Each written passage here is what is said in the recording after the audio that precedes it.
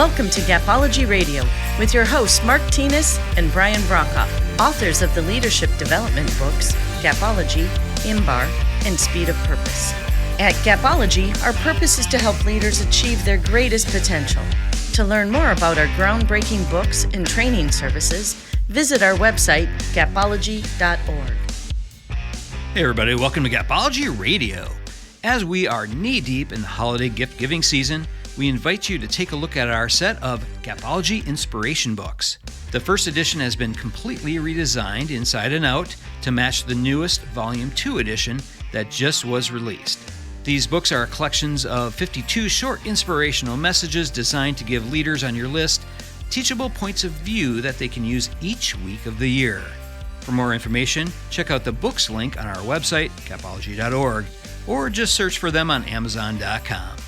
And as for tonight, Mark and I will be continuing our series discussing leadership rhythm. Tonight, we're focusing in on the incredible importance of building development into your leadership rhythm in order to create sustainable impact. So let's go ahead and get things rolling with Mark Thienes. Hey, Mark, how are you doing? Good, Brian. I made it. How are you? You made it. Good. I'm glad you made it. That's good. What were you doing? Rainstorm in California. Heavy traffic. Couldn't disappoint our team here, so I kept going. You know, I pushed good. on. I pushed forward, and I made it. That's good. That's good. Well, I'm glad you did, and I'm glad you're safe. I know traffic's already crazy out that way. Yeah, and you know, risking lives, our own lives, for our listeners is, you know, part of the job. It's worth it. It is. Life and limb. That's good. Worth it. I'm not sure where that phrase came from, life and limb. It's interesting. I talked to somebody the other day that said that our podcast had changed their life. So I realized the importance of what we do. Yeah, it's true. You know, that is interesting because, you know, as we go through life and we're doing different things, sometimes we don't, I think, give ourselves credit a lot of times for the things that we do. And, you know, sometimes, especially when you're on this type of a platform, you don't always really realize the impact that you can have. But occasionally you'll hear, you know, comments from different people, and you'll hear the impact that these podcasts make. I think sometimes we assume that people know, leaders know what we know, and True. They don't. They may not. Yeah.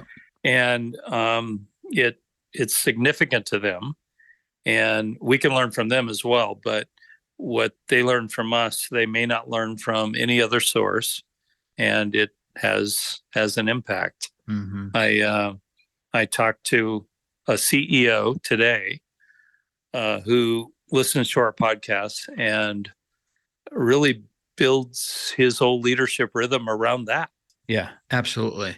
And sometimes it's just taking a step back, looking at things through a different perspective. So I think a lot of things in life, it's all about the perspective that you have. And that's one of the things that I try to do on this call, is to just bring a specific kind of perspective to whatever the topic is that we have. And then I just hope that the listeners out there, they listen to it, think about their own perspective, and, you know, see where the things that we share can help to enhance the things that they do. Yeah, I listen to our podcasts when you post them each week, and they are significant to me. Mm-hmm. I listen to them, I hear them, I apply them to my leadership, to my week, you know, to what's going on, and they are significant. I don't hear them in the context of being part of it. I hear them in the context of learning. And I learned a great deal from listening to, you know, us talk. Oh, interesting. Yeah, it is interesting, you know, and in fact, tonight's topic for our listeners is development for impact. And it's all about creating a leadership rhythm about development, and developing in a way that impacts your team and helps them to grow and move forward. So think about that context for impact. So how do we create development? All the different methods in Gapology. Under the knowledge gap, we talk about training, teaching, and talent are our three solutions. And I think a lot of those elements fall into what we're talking about here as far as development. Yeah, this is a big deal. So most leaders, I think, today try and get through the week. A lot of times, yeah. And rhythm is not part of what they're thinking about. And leaders need a rhythm for their week. And part of that rhythm, a significant part of that rhythm, needs to be development. So what does development look like during your week? You need to figure that out. We talked about in Gapology the significance of the top performers having the leaders view themselves as teachers. So think about this. So those of you that have read Gapology, the top 10% of performers, the leaders of those groups, viewed themselves as teachers, and they viewed that as one of their primary roles. So development was not an afterthought, it was the forethought. It was put first, that their role was to teach, and they developed it as part of their weekly rhythm. So you do have to look at your week. There's so much. There's a lot of work from home now and different dynamics. You've got to figure out how to make teaching, if you're a leader, as a significant part of your week. It's your role. The team needs to know what you know. They need to learn what you know. You need to develop your own replacement. When that happens, everything explodes. Everything gets better. Things change. So view your week as significant and view your week as a time to teach and develop your team. It is a significant part of your rhythm, if not the most important part of your rhythm. Mm-hmm. Yeah, there's two things that stood out to me there, Mark. First of all, when you said forethought, I really do believe that in order to create a culture of action, a culture that is driving toward your purpose, you need to set aside time, forethought. You need to create that to develop this leadership rhythm, and specifically around development. And I do agree that most leaders don't look at themselves as teachers as much as they do managers and leaders and that kind of thing. But looking at through the lens of a teacher, I think that does require forethought and planning, because when you're able to do that, when you establish a culture, a teaching organization, a teaching culture, you're building trust with the team. You're building confidence in you and in the organization. And you're creating engagement by doing so. Yeah. So just look at your weekly rhythm. If you don't have one, create one. Own your week and carve into that significant time to develop your team. When that happens, everything changes. Everything changes. You become the teacher, others develop, results get better. Consistently, we found that the top performers viewed themselves as teachers. We learned Gapology from the top 10% of performers. They viewed themselves as teachers. Their teams outperformed everyone else substantially. That was the game changer. That's where Gapology came from. And it is significant today. It might even allow you in today's remote work environment to separate yourself as an absolutely top performer if you create a rhythm around teaching. Mm-hmm. Yeah. So Mark, I was thinking, so where would a leader start?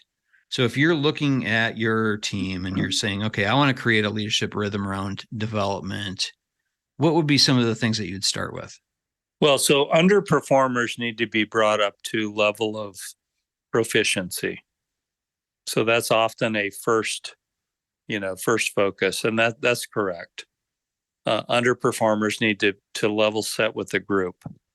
But then the shift goes to the top performers.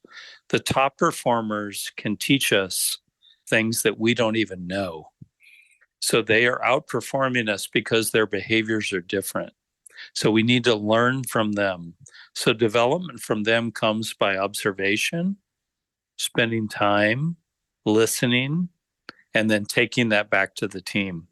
So often those top performers are incredibly invaluable because they are already there and they may be far beyond where we're at as a group in total. So we have to learn from them. So leaders need to be very humble, but also very versatile in terms of moving from what they learn from a top performer to what they teach the bottom performance group to get up to the standard.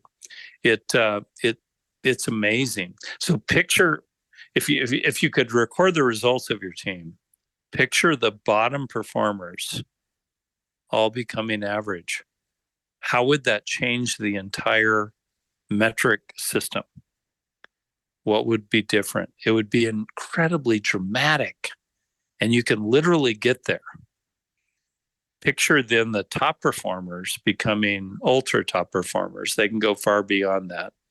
It's all right there, but it's up to you to manage differently. What Brian and I have found over the years is that leaders tend to focus on the bottom performers. They spend, if you looked at their week, let's say it's a 40-hour week, their week, the majority of the hours was spent on bottom performance. That won't get you anywhere. That won't work. So you need to figure out how to spend your time learning from the top performers and applying that to the bottom performance and moving the entire group forward. It's a game changer. Mm-hmm. Sorry for going on so long there. Yeah, no, I totally agree. One other thing, I was thinking that leaders need to do is really leverage the habit ladder. And in Gapology, we've and on the podcast, we've talked about the habit ladder 1,000 times, but it's one of the most significant tools in Gapology. And I just think that there's so much upside to taking a step back and reflecting on the different levels on the habit ladder to see, first of all, within the training element of somebody's development, what was missed, what needs to be improved upon and whatever, but also for anything that's ongoing development and really leveraging the habit ladder accordingly. So there's a lot of new leaders on this podcast that haven't, experienced the habit ladder at this point, based on what I'm seeing and who's listening. Can you walk us through the habit ladder real quick so Sure. that everyone understands what you're describing? Yeah. And that's a great point. So the habit ladder is a series of steps that a leader would follow to ensure that the right type of development is happening for their team. And it can be certainly applied at the training level. So when you're bringing somebody on board or you're teaching them a new skill, that type of thing. But it can also be applied throughout their development process. So the steps are, first step is communication. So that's when a leader would be communicating something that, they want the learner to understand, right? From there, you need to validate understanding. So there needs to be some sort of process where you're checking in, you're making sure that people are understanding all the different elements that are being taught. The next level would be agreement. So, and this is a step that most leaders, most trainers, they miss this step. So you can validate understanding with testing and quizzes and those kinds of things, but agreement is something that's much different.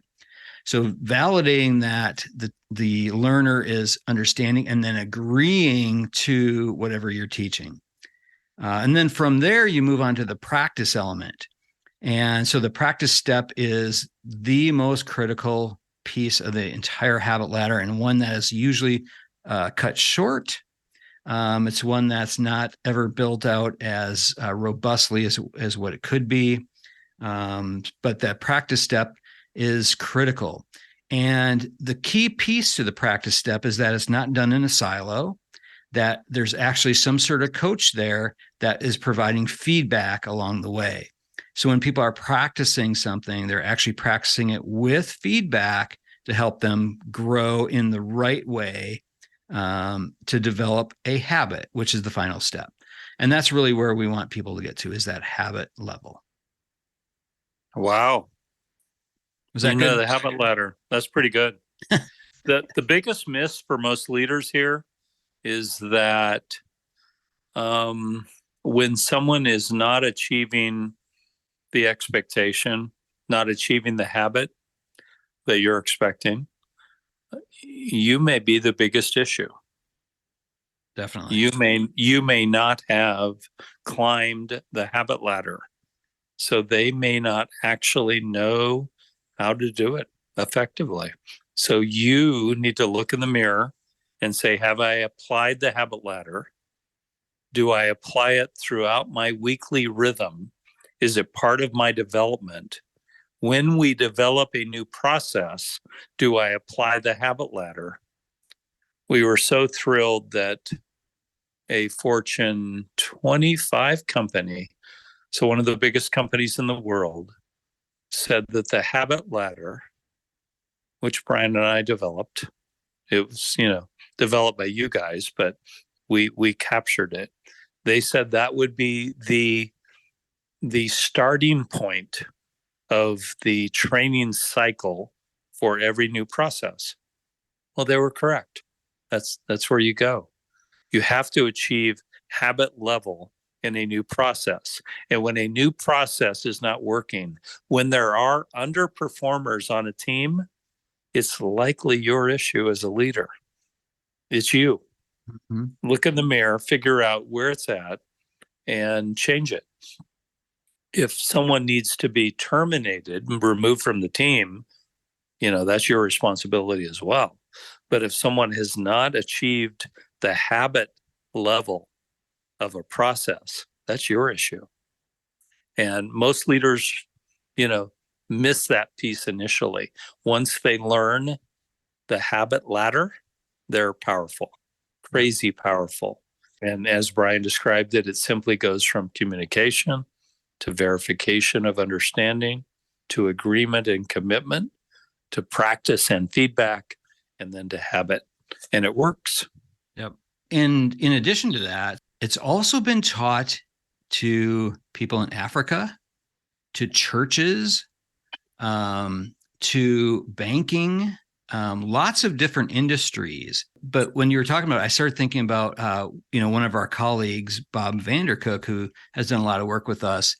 And he's taught that in Africa, to different religious organizations over there. And we taught it in Uganda. Yeah. And the line down the street to get into the sermon was, I think it was a mile long. Yeah. I just remember that picture that he sent of when he was standing there and he had the habit ladder written down on the flip chart that he had. I thought that was just incredible. And it just does speak to the fact that this is all about interpersonal human relations. This is regardless of the industry. If you're leading a team of people, the habit ladder is one of the tools that fits. Yeah. I mean, my kids are grown. If I had young kids, I would teach them and I would rule by the habit ladder right now. Yeah. My kids are all successful, and I probably did the habit ladder without knowing it, but I would do it on purpose, because when they learn the habit ladder, success is what follows. We have not seen the habit ladder fail. So for any of you that haven't read Gapology, you need to grab it real quick. It's available on Audible as well, and find the habit ladder and understand it, because it applies to everything you do every day. Absolutely. So, Mark, what else do you think about development when it comes to the leaders themselves? I think that's maybe a missing piece here. We haven't really talked about how do the leaders develop themselves. Well, I want to go to one thing before that. So it is incredibly important that you have a rhythm to your week and that you spend time with the top performers as well. The other thing that Brian and I have found is that we learn more from the top performers than the bottom. The leader learns more. Wow. What if you were to go and spend a day with a top performer and learn a bunch? How would that affect the overall results of the organization? Think about it. Game changer. Game changer. You don't know everything. Your top performers may actually know a bunch you don't know. They've learned things. They're executing at a different level. So don't forget that time with top performers is critical. The other thing that comes into play is they expect it. Mm-hmm. You don't spend time with them, they'll go somewhere else. Yeah. Wow, you've lost big time. So as a leader, you need to be the advocate for the top performers and the underperformers. Mm-hmm. What do you think? Yeah, no, I was literally thinking that exact same thing. I was thinking about the commitment ladder, which is one of our other tools in there. And so a lot of times those top performers are some of your committed people. And if you don't spend time with them, if you don't devote, attention to their growth and development, helping them, encouraging them, challenging them, they absolutely could become more of a grudgingly compliant person and potentially go somewhere else. Yeah. So yeah, absolutely. I guess leadership matters. Yep. Oh, wow. Yeah. Should write a book. What a shock, right? Leadership matters. Definitely. But to answer your question, the other thing we found is that leaders that are continuing to develop themselves are significantly higher performers. So just because you got the job doesn't mean you've got what you need to go to the next level, and so on and so on. You've got to continuously develop yourself. You've got to look at what you're doing in your weekly rhythm, the topic we're on, to develop yourself. You matter. You're changing the lives of dozens or hundreds of people, maybe more. You need to develop. And as you develop others. So it is significant. You have to carve out time to develop yourself. It's not optional. It's not, I don't have time. No, you have to develop yourself because it affects a lot of other people. And as you develop, everything changes. Yeah, I think there's a couple of key pieces here. When you're looking at how to develop yourself, I think, first of all, certainly look at your areas of opportunity. I think that's an important part, but also look at your strengths. What are some of the things that you can grow that you already are really drawn to, or something that you're already performing at a good level, but would love to become great in? I think there's a couple things there. But one of the key pieces I wanted to make on this is that you are setting the standard for the rest of your team. If you focus on your own development, you're showing the rest of your team that development and growth is important. So wow. set aside time for it, devote time to it, block it on your calendar, and do it every week. Wow. Yeah, people follow the leader. Yeah, totally. When the leader's all about development, they'll be about development. Mm-hmm. So it does set an incredible example for the team. And we all need to develop. The world changes every minute. I don't know, every day. Yeah, I don't know. Constantly. What do you think? Every year? Yeah, it's constantly changing. There's always something new, new things to learn. Just thinking about just the past year and how many new apps and programs and whatever have come out, just think about the different things, even that we've learned in doing this podcast, just, in the coaching that we do, working with the teams that we work with, we're learning all the time. Well, and think about this. What if AI replaces you? Yeah, that's coming. You better stay ahead of that curve. Right. Skynet. I ask AI every week what's Gapology, and it comes up with an answer, and all of a sudden It's like, whoa, that's accurate. Oh, wow. Yeah. So each of us needs to get better and get better and get better and lead teams that get better and get better and get better. Yeah. And again, those top performers on your team, if you develop them as your replacement, it's not a threat to you.